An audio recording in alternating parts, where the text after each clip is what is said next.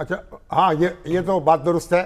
اب یہ تو ظاہر ہے کہ جب چیف جسٹس کو آپ مقرر کرتے ہیں تو اس کے لیے تو پھر انتظامی صلاحیت جو ہے اس کو بھی دیکھنا پڑتا ہے, اور پھر ظاہر ہے کہ ایک جوڈیشل ریکارڈ جو ہوتا ہے کس صورت کے ساتھ مقدمات نپٹائے گئے ہیں, کس طرح فیصلے کیے گئے ہیں, تو سارا کچھ دیکھنا پڑتا ہے. بہرحال اگر جوڈیشل کمیشن نے اتفاق رائے سے فیصلہ کیا ہے تو بہت مبارک بات ہے, اور میرا خیال یہ تو ایک بڑی خوشگوار بات بھی ہے. شامی صاحب اس وقت اگر ہم دیکھیں نا سپریم کورٹ کے اندر جو کرمنل اپیل پڑی ہیں, کرمنل کے بہت کم جج صاحبان ہیں, تو جسٹس عالیہ کرمنل کے بہت سارے کیسز ہیں, وہ تو شہزاد صاحب آ گئے نا وہاں, وہ بھی کرمنل کیسز کی طرف ہے.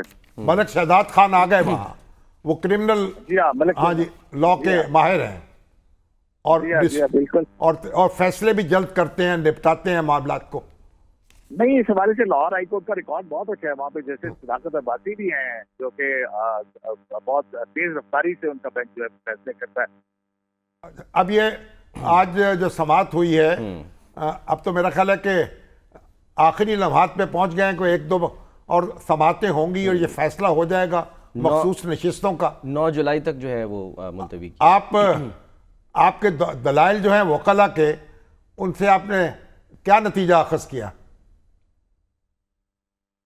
وکلا کے دلائل تو ظاہر ہے کہ ہر کے اپنی پارٹی کے حق کے اندر ہوتے ہیں, لیکن پھر اس میں جو آرڈر 27 ہے اس کے تحت اٹارنی جنرل آف پاکستان جو ہے وہ انٹرپریٹیشن کے حوالے سے, تو اٹارنی جنرل تو بہت واضح تھے کہ وہی پارٹی اس کو نشستوں کے لیے کوالیفائی کر سکتی ہے جس نے الیکشن لڑا اور پارلیمنٹ میں اس کی موجودگی ہو.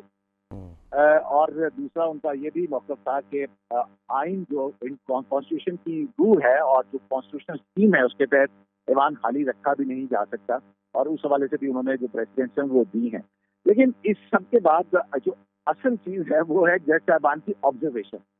اب اس بینچ کے اندر جو ہے وہ ہمیں اب جو جہاں پہ پہلے ہمیں لگ رہا تھا کہ 3 رائے ہیں, لیکن اب کھل کے جو ہے وہ 2 رائے آ رہی ہیں.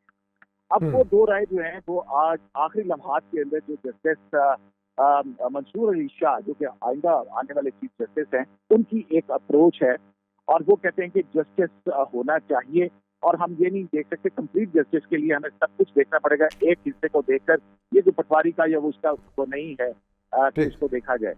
تو اس پہ جو ہے چیف جسٹس آف پاکستان کا جو استدلال تھا وہ یہی تھا, وہ قانونی ہے, جو قانونی ہے اور آئینی ہے, اور وہ اس کا پورا تاریخی پس منظر کے اندر وہ ہے, اور وہ یہ ہے کہ جو مارشل لاء کو جائز قرار دیا گیا. یہ کیونکہ میں عام فین میں بات کر رہا ہوں, انہوں نے تو چارلس پاپولائے اور دیگر تھیریز جو ہیں وہ جو ہم نے امپورٹ کی ان کا حوالہ دیا, لیکن عام زبان میں ہم یہ کہیں گے کہ جو مارشل لاء کو جائز قرار دیا گیا وہ بھی پرنسپل آف جسٹس کے نام کے اوپر جو ہے وہ سب کچھ کیا گیا, اور اس میں بھی وہ یہ نہیں کہتے کہ ان جج صاحبان کے انٹینٹ, یعنی تو ہم آئین کے اوپر اگر عمل کریں تو آئین کے اوپر عمل کرتے ہی ہمیں اس آگے جانا ہے, اور ہماری وزڈم آئین سازوں سے زیادہ بڑی نہیں ہے.